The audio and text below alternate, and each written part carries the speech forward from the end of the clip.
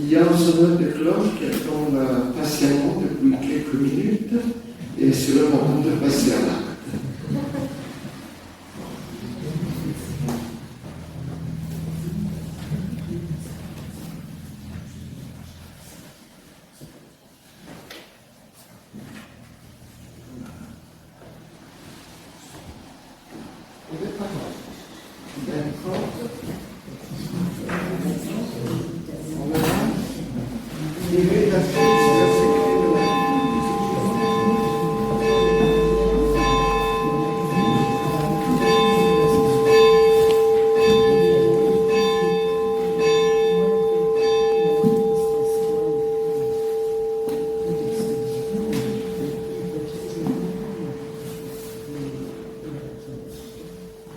Soyez les bienvenus auprès du Seigneur pour ce temps de culte et dans ce lieu de culte.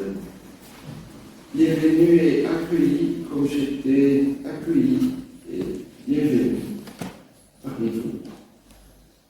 Vous avez toute ma reconnaissance.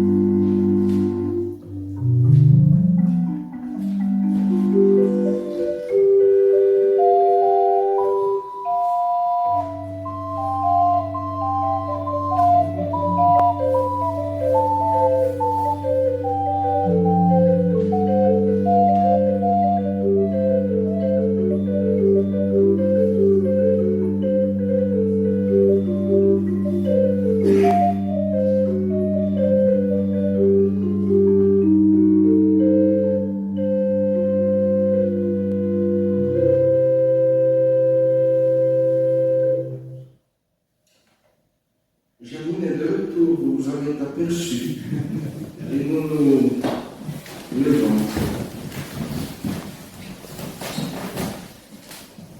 Soleil de justice, roi des rois, Seigneur de seigneurs, tu es grâce et tu es paix dans nos vies. Dieu créateur, Dieu grâce auquel nous sommes en vie, et grâce auquel nous pouvons toucher la vie de Dieu. Protège ta création dont nous faisons partie. Souffle de Dieu, Esprit Saint, vie de Dieu dans nos vies, sois parmi nous et en nous, dans la grâce et dans la paix du Christ. Avec toi, Seigneur, tous ensemble.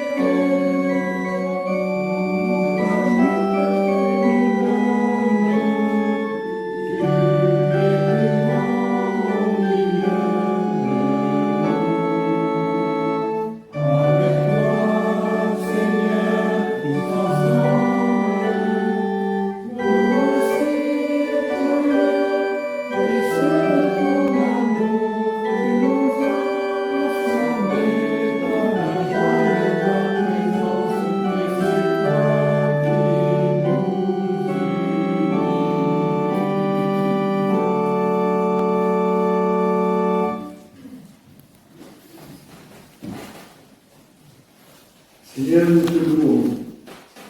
Nous te louons pour cette pluie bénie qui nous accompagne depuis quelques jours. Nous te louons pour le ciel nuageux qui permet la pluie. Nous te prions pour chacune et pour chacun de nous, ici présents, et pour leur famille. Parce que toute vie, grâce à toi, est une vie unique et ne fait pas partie d'une statistique, ne fait pas partie d'une démographie, elle fait partie du projet de Dieu qui était, qui est et qui vient. Nous nous levons pour le premier cantique, c'est le 12 07 007 07. Nous nous levons. Première strophe, 1, 2, 3.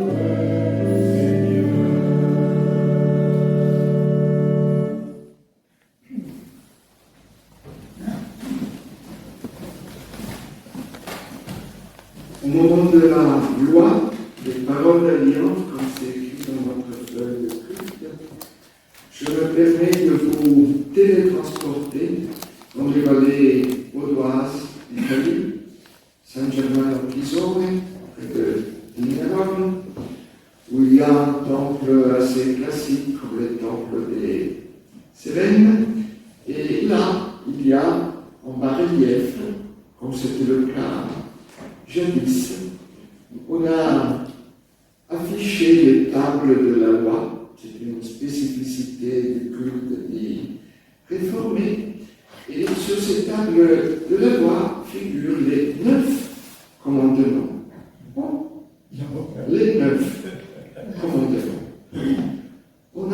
sucré le premier. Car dans le premier commandement, il n'y a rien à prescrire, rien à interdire, et donc dans la mentalité montagnarde, qui est quand même une mentalité rustique et pratique à la fois, ils ont dû se dire c'est inutile, nous serons un peu moins pour le marbre. Mais le premier commandement dit je suis le Seigneur ton Dieu qui t'a libéré de l'esclavage. C'est vrai qu'il n'y a rien à interdire, c'est vrai qu'il n'y a rien à prescrire. Mais est-ce que ce n'est pas le fondement de la loi? Non pas la conformation à la loi, mais l'affranchissement, la libération de l'esclavage, qui de nos jours peut être encore extérieur dans plusieurs pays du monde, d'une façon déguisée parfois, mais aussi antérieure. Cette parole d'alliance, je suis le Seigneur ton Dieu qui t'a libéré de l'esclavage, soit notre mot-clé, notre password pour aujourd'hui et au-delà. Dans ta parole, ô Dieu, je puisse force et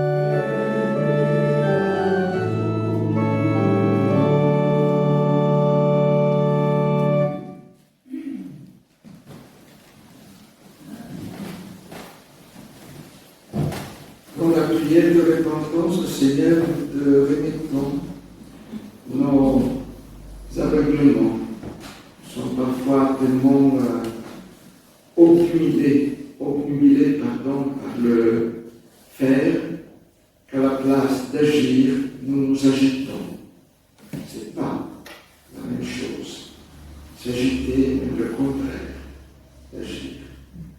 Il faut du calme. La presse, l'art, nous fait perdre énormément de temps. L'attente est fructueuse. La lenteur est bâtisseuse. Nous te confions ce matin dans notre prière de repentance, nos agitations multiples qui cachent nos anxiétés, qui cachent à leur tour notre besoin de contrôler ce qui arrive et ce qui nous arrive. Nous savons bien que c'est impossible et pourtant nous essayons chaque jour de nos vies. Seigneur, reçois, Seigneur, pardonne cette confession de péché. Nous te remercions.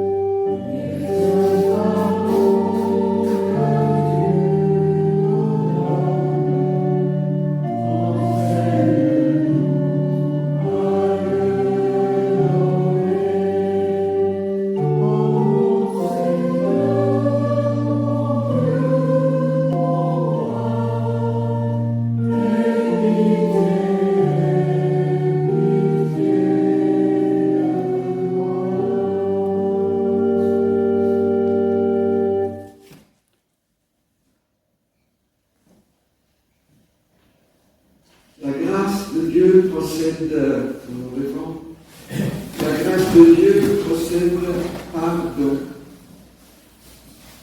le don de sa grâce. Il n'y a pas de grâce sans don.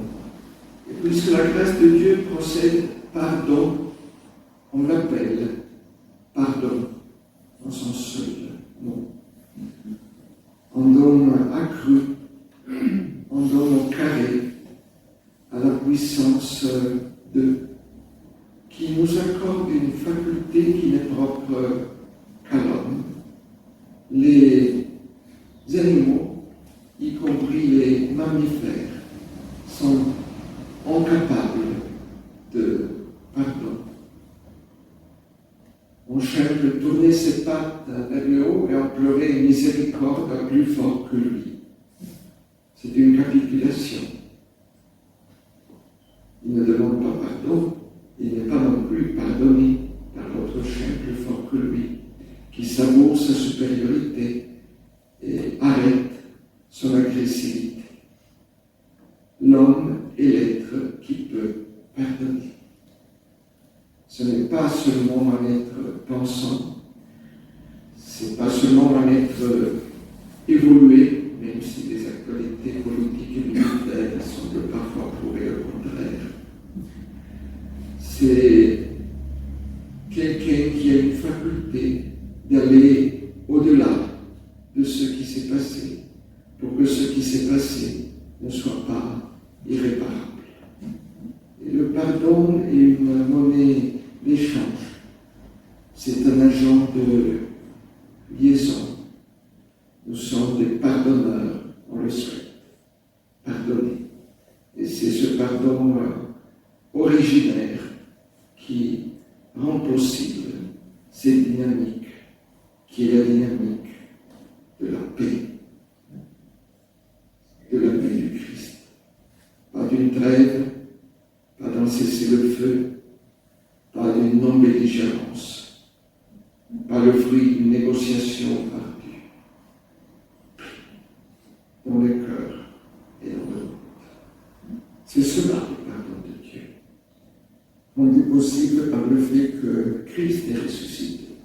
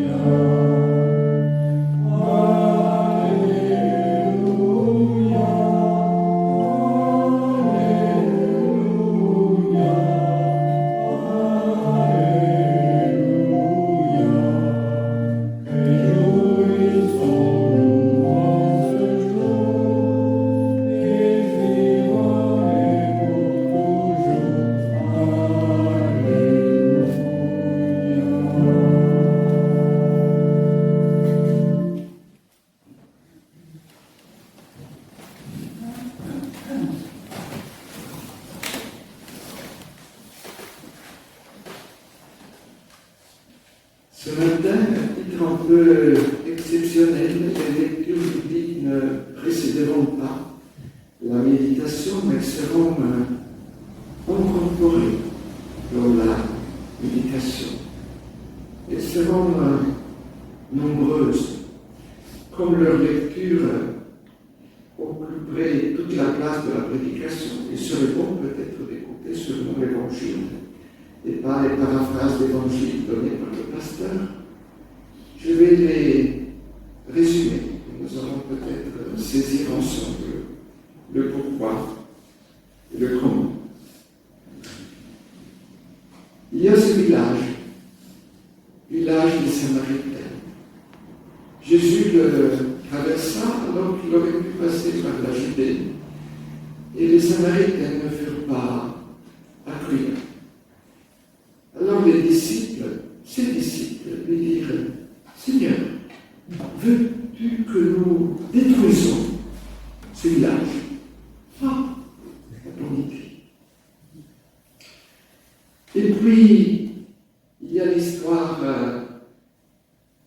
de deux apôtres qui voulaient être les plus grands, avoir une primauté sur les autres, être promus sur le champ.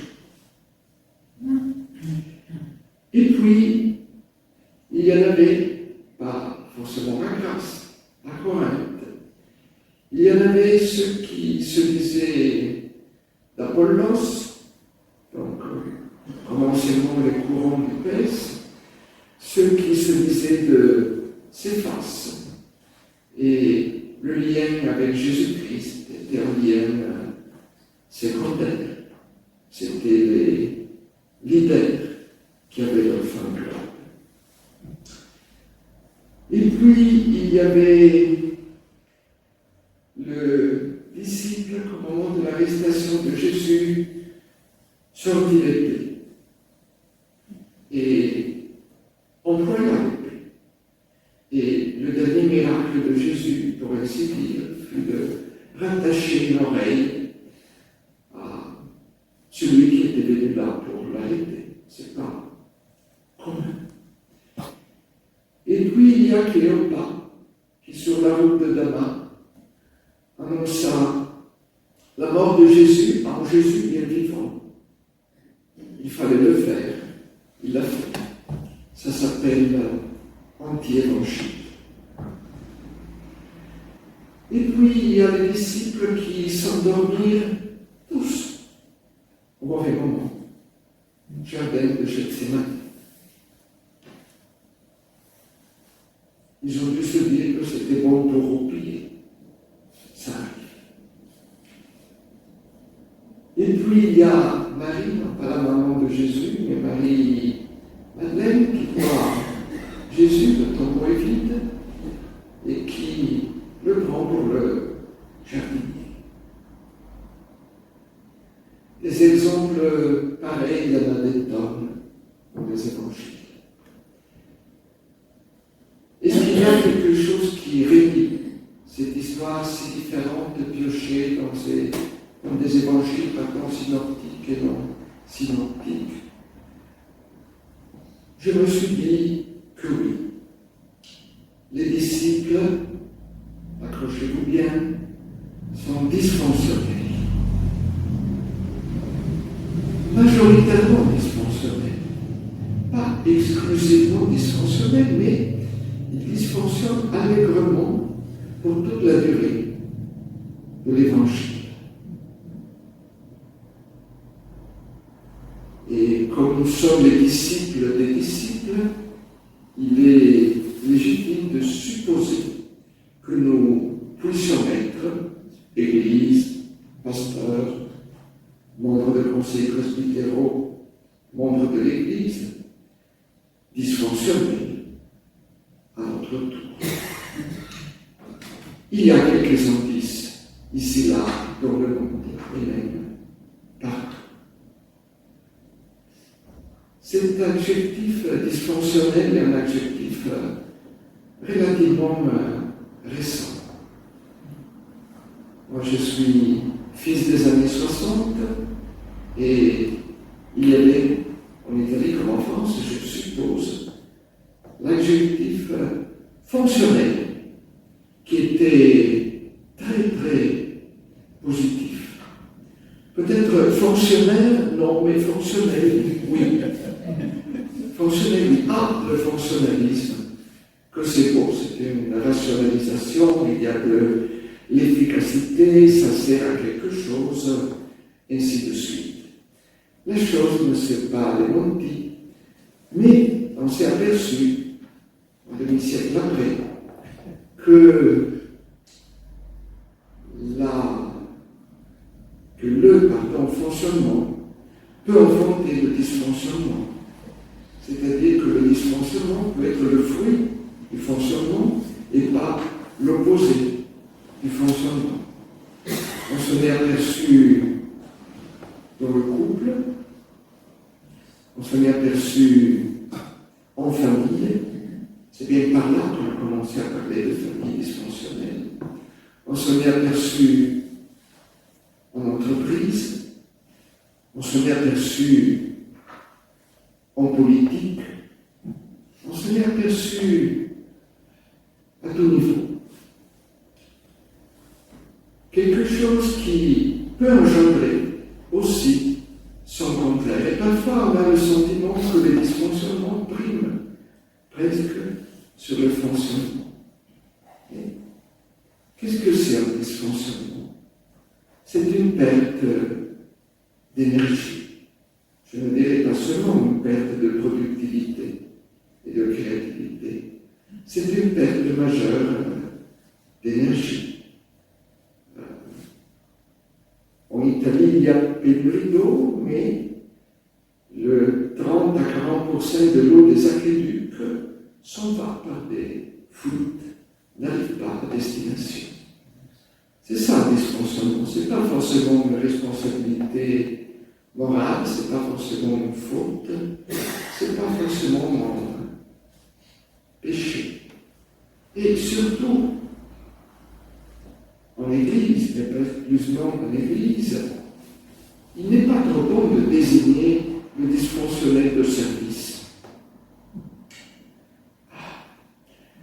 Ça m'aperçoit une histoire des années 60.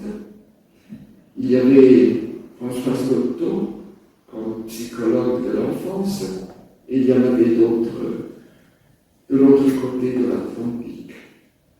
Et il y a quelqu'un, le nom peu importe, auquel des parents avaient amené leur enfant qui dysfonctionnait visiblement. Le psychologue le rencontra avec ses parents, rencontra les parents séparément, rencontra l'enfant séparément, et après quelques séances, c'était l'époque où tout n'était pas encore instantané, donc on ne te refaisait pas ta vie dans 45 minutes. À un moment donné, il dit, je trouve que l'enfance fonctionne très bien, c'est vous qui dysfonctionnez. Il est le seul mentalement sain dans votre famille. Je ne sais pas si la famille a payé dans l'oreille du psychologue le diagnostic, mais nous pouvons le constater. Oui, il y a parfois, ça peut aller jusqu'au bouc émissaire, des responsables désignés, parfois normalement. C'est pas bon, car le dysfonctionnement est une pathologie collective qui affecte d'une façon peut-être différente les uns et les autres. Et les cas pardon, de dysfonctionnement sont seulement des indices qui renvoient à une pathologie plus générale. Pourtant, vous pourriez me dire que l'Église, qui est une entreprise bimillénaire, qui n'a jamais déposé son bilan à première vue, au-delà de tout ça, se porte, disons, elle a résisté dans la durée, mais également dans le témoignage, mais également dans l'espérance. Alors, faut-il enlever les dysfonctionnements? Jésus, en mot pas trop doux, avec Cléopas, qui essayait de le convaincre qu'il était mort, alors qu'il était bien vivant, n'avait pas de lui, il lui dit « stupide ». Nous sommes des serviteurs inutiles et éventuellement stupides. Donc on ne peut pas laisser les dysfonctionnements tels qu'ils sont. Mais l'idée de les enlever d'une façon structurelle pour arriver à une église idéale, parfaite, irréprochable, ça relèverait du péché d'orgueil.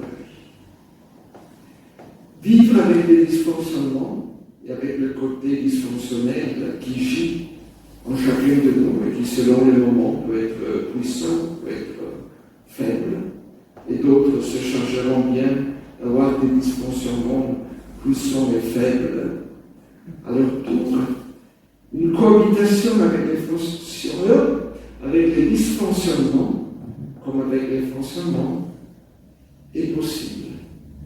Et ce qui nous est demandé, simplement, est de nous rendre compte de nos dysfonctionnements, de nos névroses. Les névroses existent aussi en Église, de les confier au Seigneur et d'en parler entre nous. Un pasteur qui avoue ses dysfonctionnements, nous sommes nombreux à dysfonctionner. Une Église qui partage ses dysfonctionnements et une Église qui a à l'avenir. Une Église qui pratique le refoulement, qui a peur de ses peurs, n'a pas vraiment un avenir en Dieu. Pour nous consoler, mais pas seulement pour nous consoler, nous pouvons penser au fait que Jésus n'a jamais appelé les qualifiés. Il a qualifié les appelés. C'est tout autre chose. Il faisait du casting à l'envers. Il y avait plein de jeunes brillants dans les écoles rabbiniques. Il est parti chercher des pécheurs à la limite de l'analphabétisme. Pécheurs du côté de la pêche et pécheurs du côté du péché. Je n'arrive pas à prononcer séparément les deux mots d'une phonétique italienne et donc je prends tout le temps. Mais les appelés se sont laissés qualifier par lui.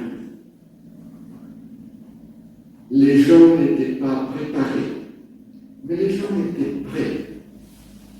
Il est important de trouver des gens prêts, que ce soit pour un conseil presbytéral, que ce soit pour le ministère pastoral.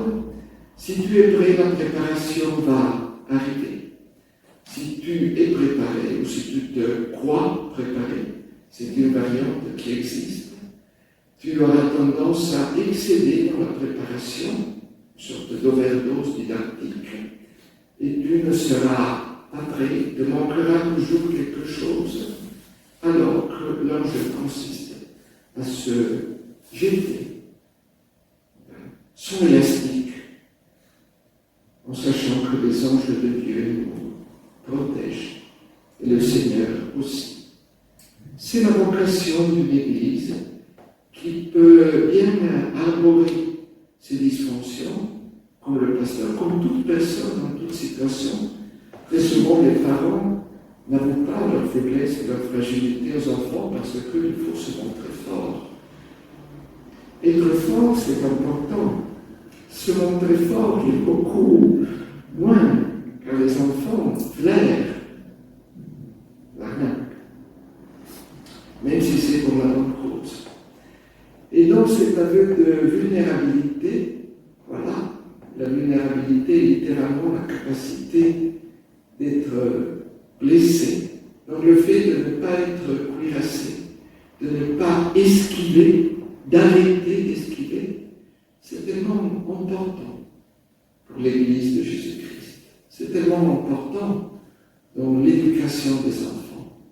Peut-être c'est pas ça que nous avons reçu dans notre enfance, mais est-ce qu'on est là tout simplement pour reproduire ce que nous avons reçu, ou est-ce qu'on est là pour assimiler ce que nous avons reçu dans le bien et dans le moins bien, pour le restituer autrement?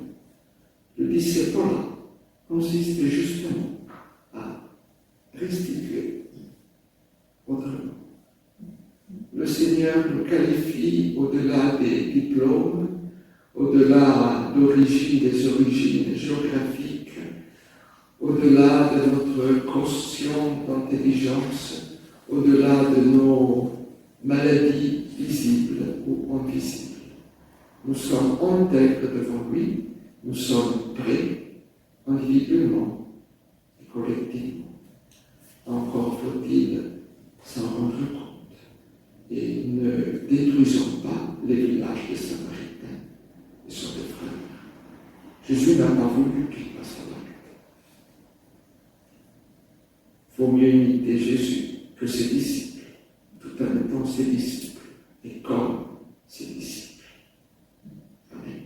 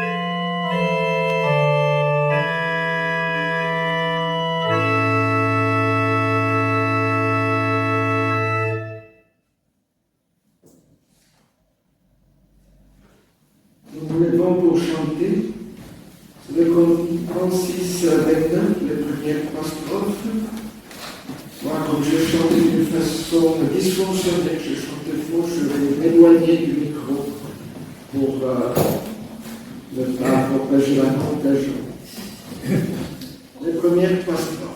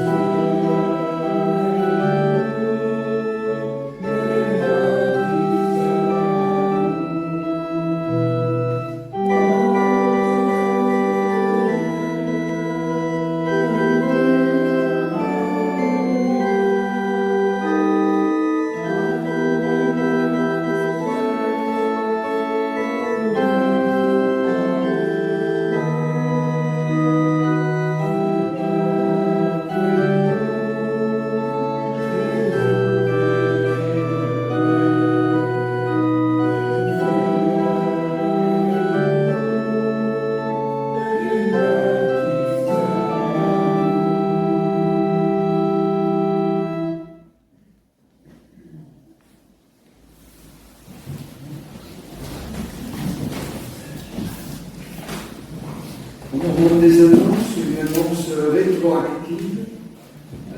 Hier, à plusieurs, on a passé la journée à Vence, journée de formation biblique, suivie par le culte, avec François Bouga.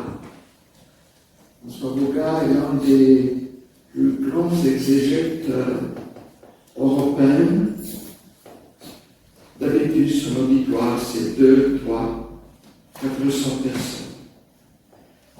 Nous devons au président du consistoire Côte d'Azur le fait qu'il soit déjà venu, même avant-hier, et le fait qu'il puisse revenir au mois de septembre. La délégation grassoise, hier, une personne était, on va dire, perfectible. Je vous le dis en attendant la rencontre qui aura lieu au mois de septembre. J'étais très honoré qu'il me propose une prédication dialogique, donc à deux, en nous promenant par une assemblée, et les gens avaient l'air contents. Moi le premier. Mais il y a d'autres annonces. Dans les annonces, il y a le catéchisme qui va avoir lieu vendredi. Et il y a surtout le culte de samedi prochain, qui est un culte important, c'est un culte où on va te dire au revoir. Et on va te remercier. Donc c'est aussi la Pentecôte. C'est aussi la Pentecôte. Voilà. Donc c'est samedi, alors ça commence à 17h30 pour ceux qui veulent faire la prière, comme Enrico l'a institué. Et puis apéritif dînatoire. Je laisse Christiane. Non, voilà. Donc il y a un apéritif aussi dînatoire à la sortie au petit pot, d'adieu, et de reconnaissance. Donc voilà, pour ceux qui veulent s'inscrire, dites à Christiane, comme ça on saura à peu près combien de personnes sont là. Voilà, et après sinon c'est le week-end de concours. Est-ce qu'on peut annoncer aussi, jeudi le 25 avance, il y en a certains qui le reçoivent, le partage biblique en visio. Oui. Je pense que certains d'entre vous le recevez. C'est ma dernière fois. Voilà. Il y a 6 mois, c'était pour 3 mois, la première fois pour tout. Maintenant, c'est à peu près la dernière fois pour... et on se penchera sur l'histoire de Samson et Dalila. Non, Dalila. C'est à 19h30 en visio et Oui. ceux qui veulent Recevoir le link peuvent écrire à Nathalie Onfray, présidente du conseil. Merci Christian. D'autres annonces?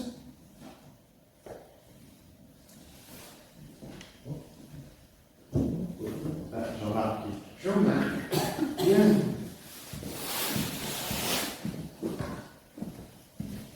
Merci. Bonjour à toutes et à tous. Vous vous souvenez de votre engagement de l'entraide en Ukraine pour la population civile. Dans un premier temps, nous avons financé l'achat de générateurs électriques et ça s'est bien passé. Donc on a eu des photos, du retour, etc. Et en conseil, on a décidé de financer encore 3 autres. Donc ce qui porte à 7 le nombre de groupes que l'on a porté, et le 7e a été attribué à l'école maternelle. J'ai la photo, à la fin du culte, si vous voulez, je vous ferai voir.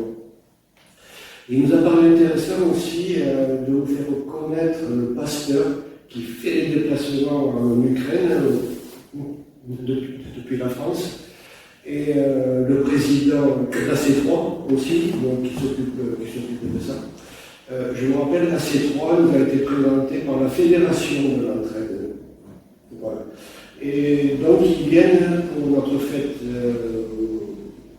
l'amitié, c'est-à-dire le 11 juin, et en accord avec Tony et le conseil presbytéral, on leur donnera la parole un petit peu pendant le temps des annonces. Bon, il y aura le président AC3, il y aura le directeur aussi, qui s'occupe du centre, et le pasteur aussi, donc Denis Kusnenko. Et comme je ne parle toujours pas ukrainien, il y aura aussi la personne qui va traduire ça. Et donc si vous avez des questions après, donc ils partageront le repas avec nous, et vous pourrez évidemment leur poser toutes les questions que vous voulez. Donc ils viennent au moins à 6, ou plus à 10, voilà. Donc voilà. Mais voilà. Merci.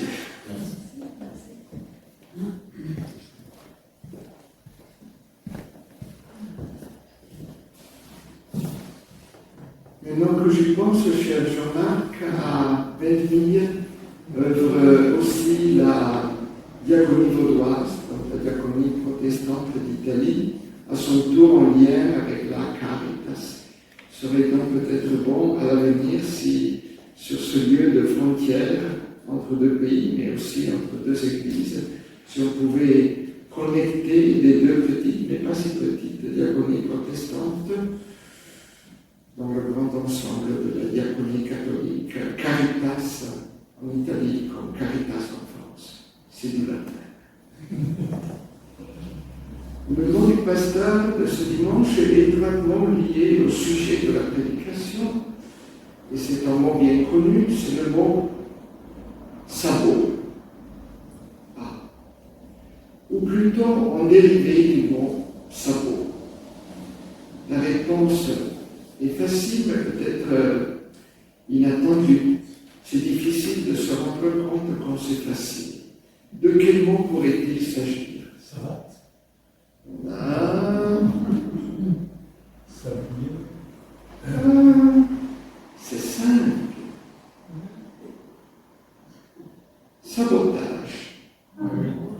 Sabotage vient de sabot. Parce qu'il fut une époque où l'industrialisation laissait des paysans, parfois aussi des ouvriers à cause de l'automatisme, son travail, et on a eu de révoltes anti-mécaniques. Les paysans n'étaient pas armés, ce n'était pas la Vendée. Il avait peu de choses pour faire gripper les machines qui sont posées avec le capitalisme naissant. Lancer leurs sabots dans les engrenages. Et ça marchait. La machine s'arrêtait. Le sabot est solide. Et ça va peut-être légèrement moins. Sabot. Sabotage. Faut-il saboter ce qui arrive de nouveau et qui nous fait peur?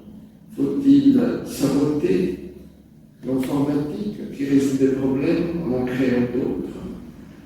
Faut-il saboter, ou en tout cas mettre à distance, l'intelligence artificielle qui va résoudre certains problèmes en créant d'autres? Moi, j'ai eu un témoignage, je crois, avant-hier, chez Monoprix. La caissière, un peu affolée par la queue, m'a dit, mais monsieur, pourquoi ne pas aller à la caisse automatique?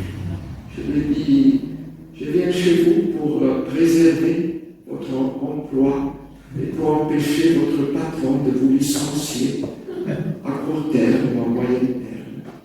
Donc moi aussi, j'ai lancé mes sabots, c'était des mots, en engrenage, en sachant que c'est l'engrenage qui a gagné.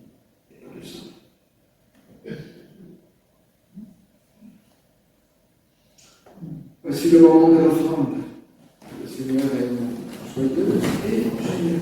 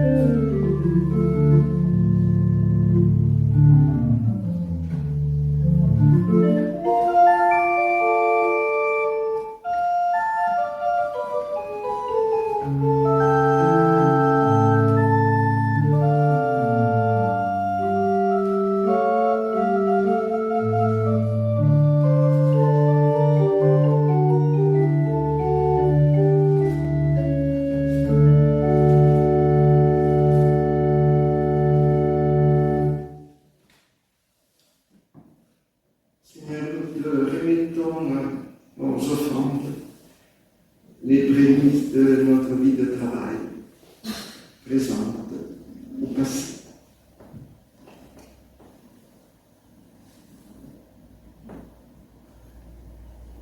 Voici le moment venu de la scène, du repas du Seigneur.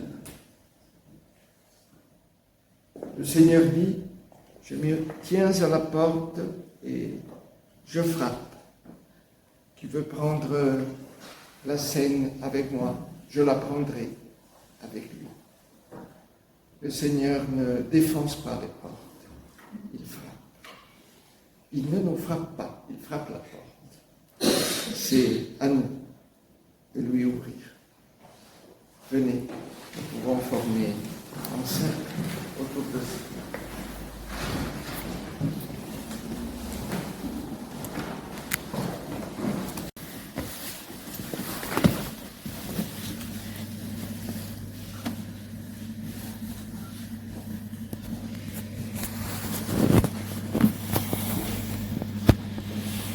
l'intérieur de ce cercle que nous dirons la prière d'intercession.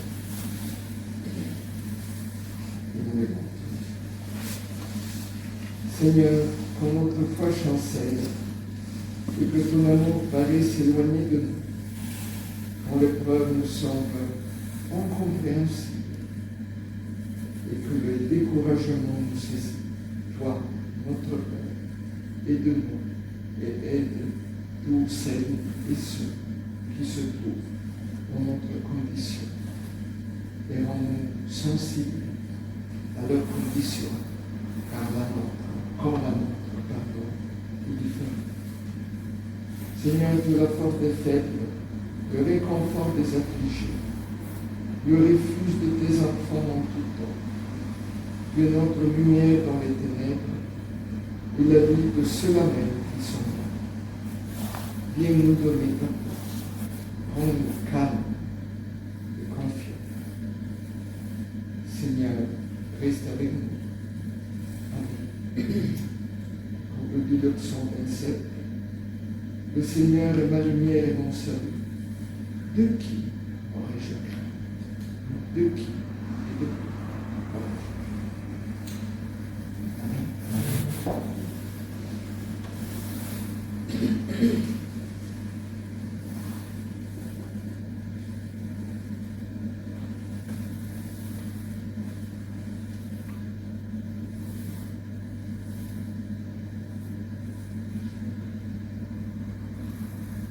Le soir venu, le Seigneur Jésus s'assit à table avec ses disciples. À la fin du repas, il prit le pain, il le rompit et dit: ceci est mon corps, pour faire pour vous. Faites ceci en mémoire de moi.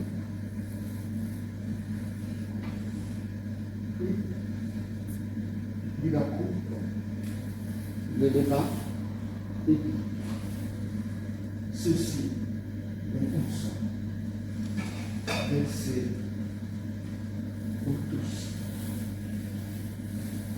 Je ne boirai à cette coupe qu'avec vous dans mon royaume, à la fin. Cette scène est donc quelque chose de mémorial, mais aussi de prophétique et d'eschatologie. Il est derrière, mais comme tout bon céleste, il est devant.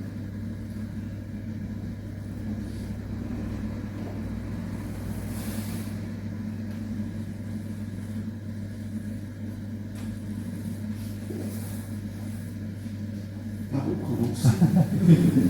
Par qui commencer? Le Seigneur est une musique céleste.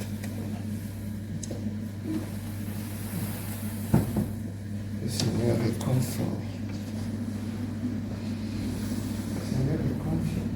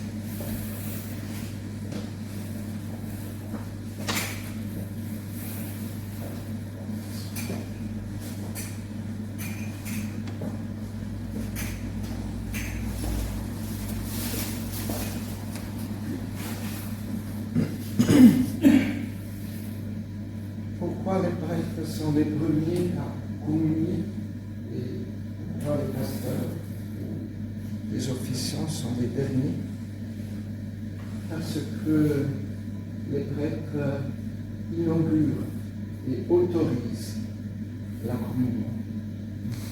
Et les pasteurs partagent une communion qui ne dépend pas des autres. Seigneur, nous te rendons grâce pour ce repas. Repas sacrificé, mais aussi repas de fête. Permets-nous de l'emporter avec nous et de le garder toute la semaine jusqu'à la fin. Je n'ai pas oublié les annonces, mais j'ai oublié de faire chanter les strophes 3-6, mais je n'ai pas oublié de vous proposer de chanter que la grâce de Dieu.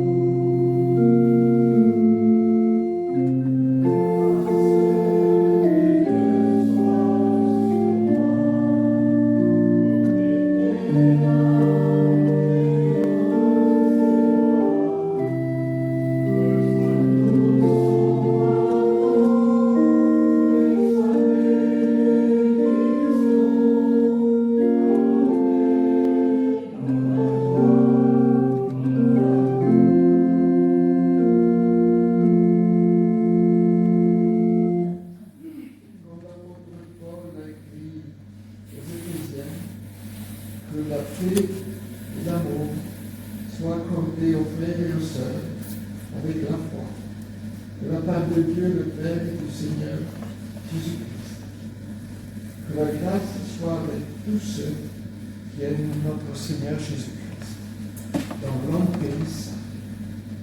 Amen. Au dimanche.